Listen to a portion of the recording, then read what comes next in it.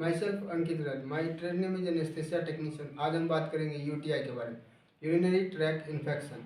इसे जानने से पहले हम जानते हैं यूरिनरी ट्रैक सिस्टम के बारे में। यूरिनरी ट्रैक सिस्टम यह बना होता है one pair of kidney, one pair of ureter, one urine bladder और वन यूरेटर से।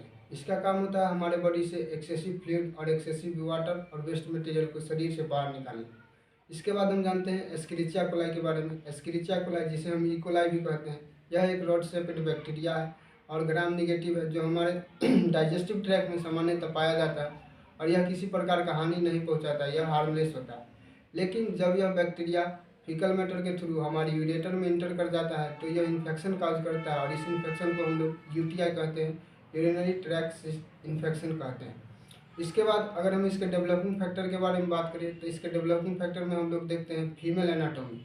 फीमेल एनाटॉमी से मेरा तात्पर्य है कि फीमेल का यूरेटर शॉर्टर होता है, जिससे आसानी से फीकस के थ्रू एस्क्रिचिया कोलाई बैक्टीरिया यूरेटर में इंटर कर जाता है और यूटीआई काउज कर देता है। उसके बाद सेक्सुअल एक्टिविटी के समय इंटरकोर्स के थ्रू यूरेटर में एस्क्रिचिया कोलाई इंटर कर सकता है। उसके बाद वीक इम्यून सिस्टम होता है। वीक इम्यून सिस्टम में अगर कोई व्यक्ति पहले से ही किसी बीमारी से पीड़ित है, जैसे डायबिटीज, किडनी से संबंधित कोई बीमारी हो, तो उसमें सस्पेक्टिबिलिटी बढ़ जाता है कि इसमें जल्दी से जल्दी एस्क्रिचिया कोलाई बैक्टीरिया इंटर कर सकता है। उसके बाद यूरिनरी ट्रैक एबनॉर्मलिटीज़ की बात करें तो यूरिनरी ट्रैक एबनॉर्मलिटीज़ में हम लोग देखते हैं कि किसी का किडनी प्रॉपर फंक्शन नहीं करता है तो उसमें भी एस्क्रिचिया कोलाई का इन्फेक्शन फैलने का चांसेस बढ़ जाता है। इसके बाद अगर हम इसके सिम्टम के बारे में बात करें तो सिम्टम में हम लोग देखते हैं कि फ्रीक्वेंट यूरिनेशन होता है, बर्निंग और पेनफुल यूरिनेशन होता है, स्ट्रॉन्ग प्रिसिपिटेंट स्मेलिंग वाला यूरिनेशन होता है, कोलाइडल और ब्लडी यूरिनेशन होता है, बैक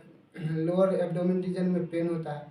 उसके बाद अगर हम इसके डायग्नोसिस की बात करें तो डायग्नोसिस में हम लोग देखते हैं यूरिन कल्चर करते हैं और यूरिन एनालिसिस करते हैं। यूरिन एनालिसिस में हम लोग देखते हैं कि यूरिन के अंदर WBC या RBC सेल प्रेजेंट है या नहीं है। उसके बाद यूरिन कल्चर में हम लोग देखते हैं एंटीबायोटिक सस्पेक्टिबिलिटी चेक करते हैं, जो कौन से एंटीबायोटिक से एस्क्रिचिया कोलाई बैक्टीरिया का किल हो रहा है।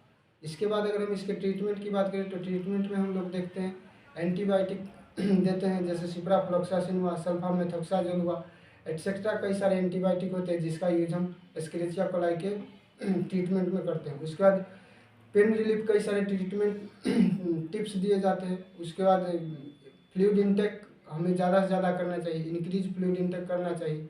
इसके बाद अगर इसके प्रिवेंशन की बात करें तो प्रिवेंशन में हमें प्रॉपर हाइजीन का यूज करना चाहिए, साफ़ सफाई करना चाहिए और यूरिनेट से बिफोर और आफ्टर हमें जेनाइटल एरिया को प्रॉपर क्लीन करना चाहिए। और इसके बाद इसमें कुछ कॉम्प्लिकेशंस होते हैं, जिस कॉम्प्लिकेशन में हम लोग देखते हैं कि किडनी डिस्फंक्शन हो जाता है, जैसे कि पाइलोनेफ्राइटिस, लोअर एब्डोमेन रीजन में पेन होना, फीवर आना, कुशिंग सिम्टम्स होना, एटसेट्रा होते हैं। Thank you so much.